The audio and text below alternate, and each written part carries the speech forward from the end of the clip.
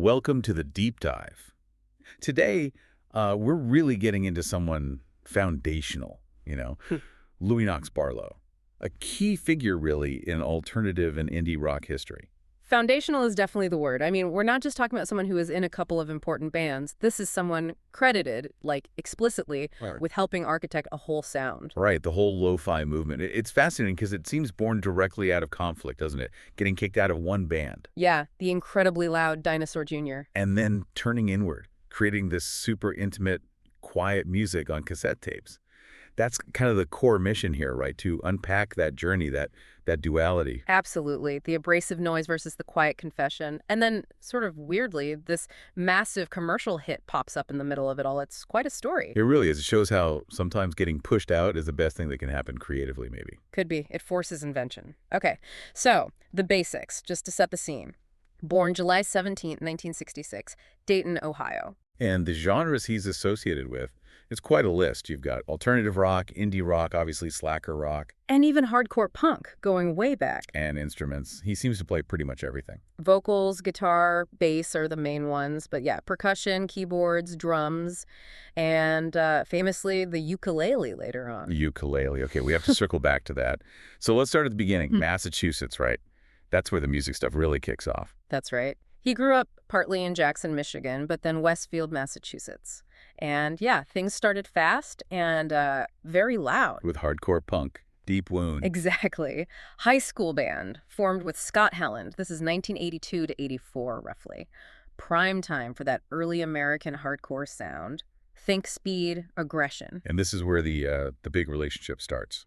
Jay Mashis. It is. They needed a drummer who could play incredibly fast. Found Mashis through an ad. The ad specifically said drummer wanted to play really fast. No messing around there. None at all. United by speed. But, that unity didn't last long within the hardcore framework. Deep Wound breaks up in 84. Why? Well, the sources point to them feeling kind of hemmed in by hardcore, disillusioned with the rules, the stylistic constraints of the genre. They wanted something more. Okay, so they break up Deep Wound. And almost immediately, like the same year, Mashis and Barlow form Dinosaur, which, of course, becomes Dinosaur Jr. pretty quickly due to another band called Dinosaur. Right. But if they left hardcore to escape constraints, didn't they just, walk straight into a different kind of problem? Yeah. The personality clashes? Oh, absolutely. That's the defining narrative of early Dinosaur Jr., isn't it? The sources are really clear on this. Right from the beginning, massive personality and creative conflicts between Mashis and Barlow. It wasn't just musical differences, it was deeper. How did that play out in the music itself? Because those first albums, Dinosaur, You're Living All Over Me, Bug, They're incredible. That sound is so unique. It is, and the tension is in the sound, Mashis with his walls of Marshall stacks, the super loud, fuzzed-out guitar, kind of languid solos, but also sheer noise. Almost overwhelming volume. Totally. And then Barlow's bass playing wasn't just holding down the rhythm. He was often playing these really melodic lines high up on the neck, almost like a second guitar riff.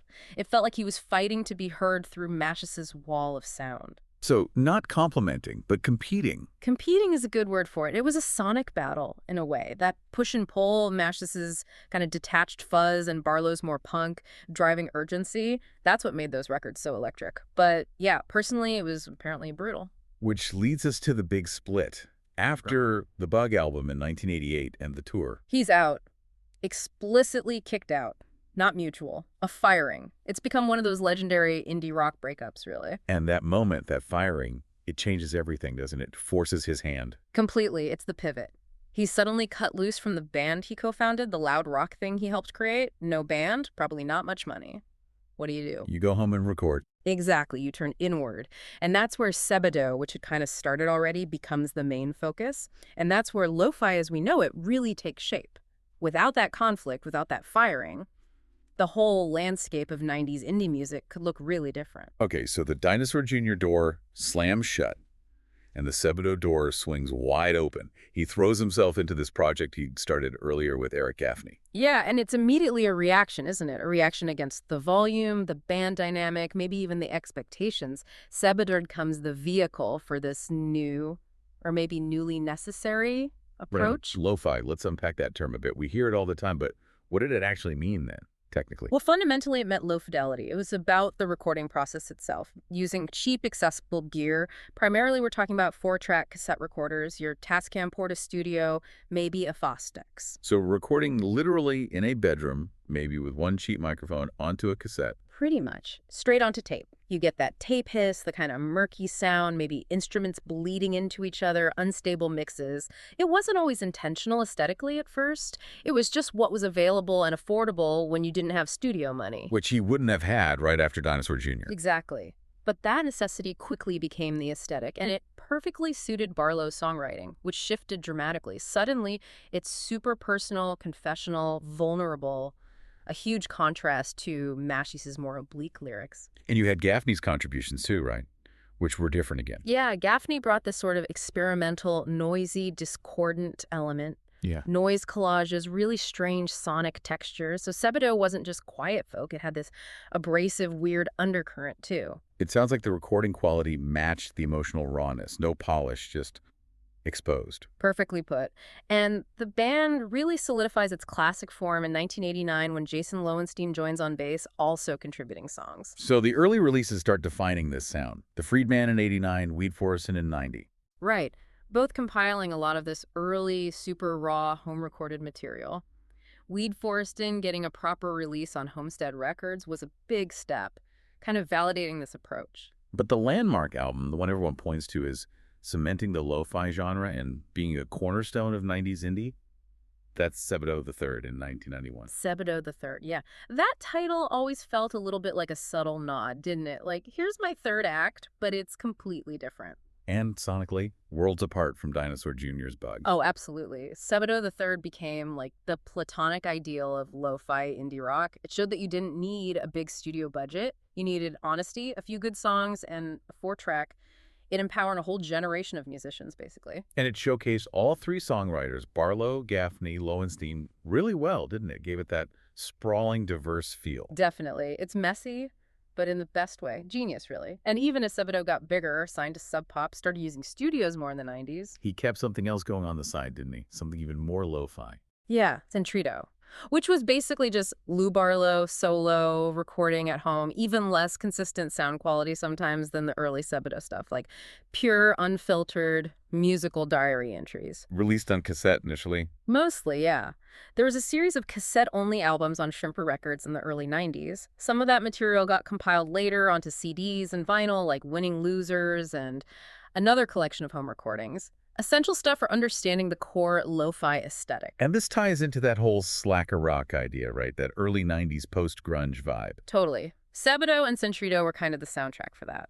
If grunge was loud alienation, slacker rock was more about maybe embracing the aimlessness, the self-deprecation, making a virtue out of necessity, recording cheap because you had to. Which brings us to the Loser Core single. Ah, yes. Loser Core, released in 1993 on Smells Like Records. Steve Shelley from Sonic Youth's label. Exactly. Which is interesting in itself, right? The ultimate lo-fi anthem, titled Loser Core, being released by a member of one of the biggest alternative bands around.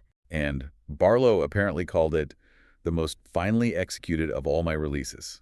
How does that work? A lo-fi song being finely executed? Seems like a contradiction. It does, but I think it speaks to that transition point. The song might be lo-fi in spirit and sound, but the release itself was handled professionally by Shelley. Good mastering, good pressing, good packaging. It wasn't just a dubbed cassette anymore. So it's about the presentation elevating the raw material. I think so. It's the moment lo-fi stops being just a necessity and gets treated as a legitimate artistic choice worthy of professional presentation. It's taking the bedroom tape and putting it on the main stage almost. It validated the aesthetic in a different way. So he's basically defined a genre, become this icon of indie introspection. Yeah. And then what happens? He has a massive pop hit. Kind of, yeah. It's another sharp turn. The Folk Implosion, or TFI, formed in '94 with John Davis. And this sounds different from Sebadoh. Oh, yeah.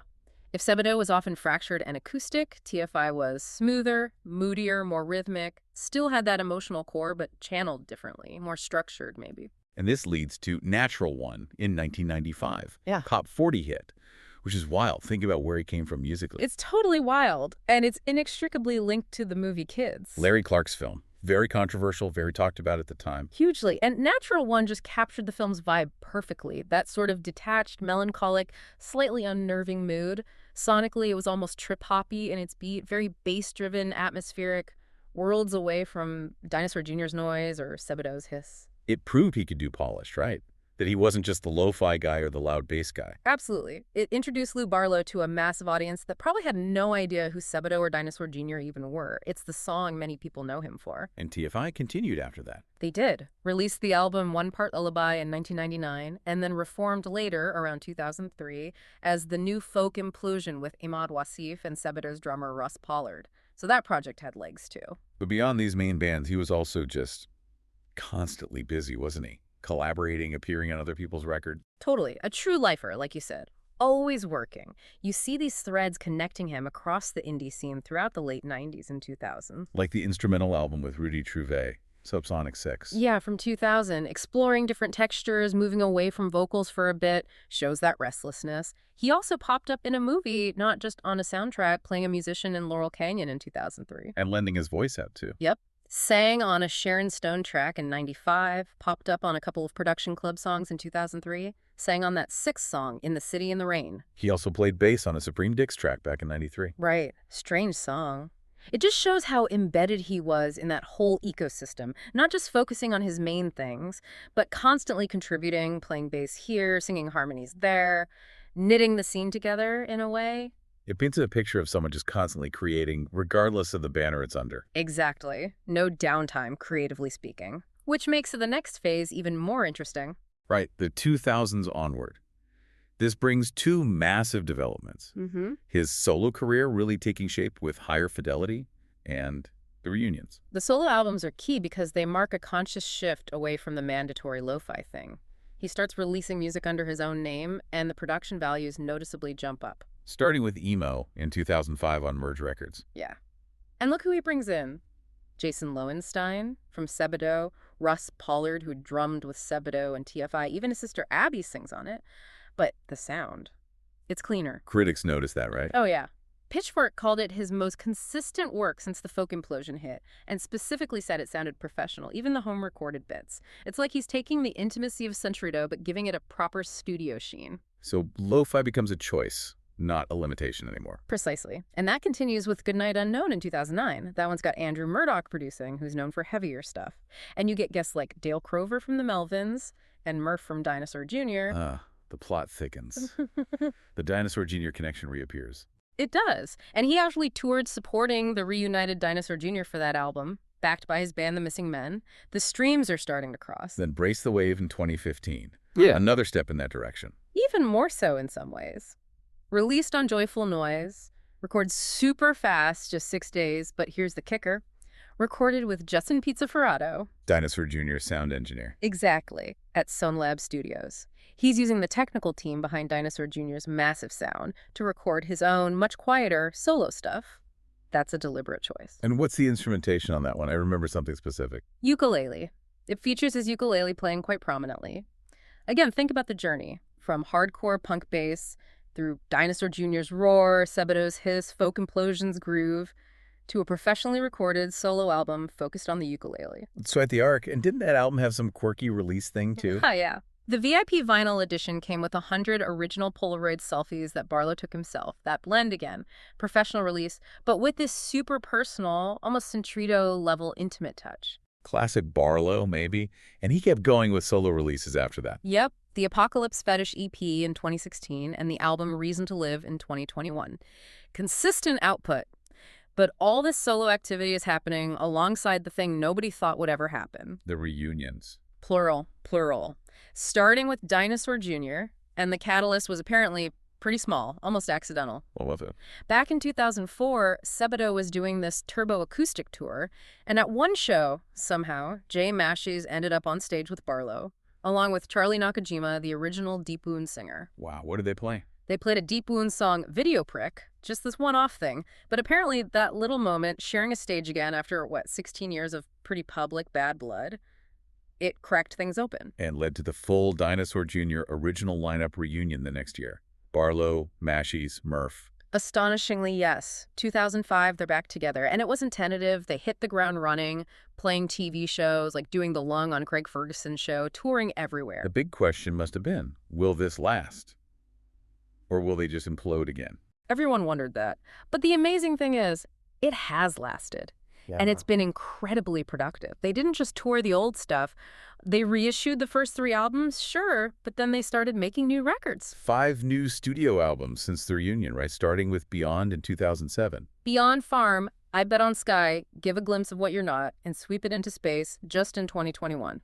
That's a whole second career for the band, basically. And how does the dynamic seem now, musically? Is it still that same tension? It's still recognizably them. Mashy's is still loud, the solo's still soar, Barlow's bass is still driving and melodic, but it feels maybe less like a fight now, more like they've figured out how to make the friction work for the songs rather than against each other. There's a maturity there, allowing that core dynamic to exist without self-destructing. So they found an equilibrium. And then, as if reuniting one legendary band wasn't enough. He helps reunite Sebadoh, too. The classic lineup, Barlow, Lowenstein, and Gaffney, got back together in 2007, first time they'd played together in 14 years. And same story. Did that lead to new music as well? It did. Took a little longer, but in 2013, they released an EP, their first new music in ages, followed by the album Defend Yourself, again on J-Full Noise. So now he's juggling active Dinosaur Jr., active Sebadoh, and his solo career. It's remarkable, really. 3 distinct musical worlds, all running concurrently. It's kind of staggering. Before we try and wrap our heads around what it all means, let's just quickly touch on his personal life, grounding all this creative chaos. Right. Sources mention 2 marriages. First to Kathleen Billis. They have 2 children, Hendrix and Hannelore. Goal names. Yeah. And then he remarried in May 2015 to Adele Louise Berda, who's a knitwear designer. They have a daughter together, Izetta. Just gives you a sense of the life happening alongside the constant touring and recording. Definitely helps paint the full picture. Okay, so let's try and synthesize this. What's the big takeaway from Lou Barlow's journey? It feels like it's all about contradiction. Contradiction is a huge part of it, yeah. The conflict driving creativity. The guy who pioneers lo-fi out of necessity then has a slick top 40 hit. The intense band drama versus the solitary bedroom recording. The hardcore punk roots leading to ukulele albums. He seems to thrive in those opposing forces. Or maybe he needs them. That initial rupture with Dinosaur Jr. being fired, it forced him to invent. He didn't just join another loud rock band. He went the opposite way, used the tools he had, a 4-track, and poured all that hurt and vulnerability into it. And in doing so, accidentally created a blueprint for a generation. And the fact that he can now navigate all those worlds, the Dinosaur Jr. noise, the Sebadoh intimacy, the polished solo stuff, it shows he didn't just survive the conflict, he learned to harness it, didn't he? Completely. He absorbed all of it and became this incredibly multifaceted artist, comfortable moving between high and low fidelity, loud and quiet, band and solo. So, wrapping this up, the crucial point seems to be that Barlow wasn't just in Dinosaur Jr. or in Sebadoh. When he got pushed out of the first, he didn't just react, he created something entirely new, his own lane. He really did. That act of turning inward, using the 4-track, it fundamentally altered the possibilities for independent music. It told people, you don't need the studio, you don't need the big budget, your bedroom, your experiences, your cheap recorder, that's enough. That's incredibly powerful. And that spirit seems to run through everything, even the later, more polished stuff, right? That constant movement, exploring different sounds. I think so. Whether it's the feedback of Dinosaur Jr., the sheen of Natural One, or the intimacy of a solo ukulele track recorded by a pro engineer, it reflects this deep-seated artistic restlessness, a need to keep exploring, keep creating, using whatever tools fit the moment. Which leads us to a final thought, maybe a challenge for you, the listener. We've traced this path from lo-fi born of necessity, through commercial success, to high-fidelity solo work, and back to reunions where he embraces both noise and polish. So the question becomes, what happens to the idea of lo-fi when the artist who arguably defined it gains total creative and financial freedom? When recording on a 4-track is no longer the only option, but just one option? Does it lose something? If lo-fi was cured because it had to be that way, born from conflict and lack of resources, can it still have that same raw power when it's just an aesthetic choice made by a successful musician? Or is the core intimacy, that vulnerability we heard on the Centrito tapes, something that transcends the recording quality? Can professional polish capture that same feeling? Or does it inevitably smooth over the very roughness that made it so compelling in the first place? It's something to think about. We really encourage you. Go listen. Put on a track from Sebadoh the Third, maybe something really raw like Spoiled or God Told Me, and then listen to a song from Emo. Hear the same songwriter, the same emotional honesty, but filtered through completely different production approaches. That contrast really captures the fascinating, complex legacy of Lou Barlow. A journey through noise, quiet, success, and back again. Thank you for joining us for the deep dive. Let's see you next time.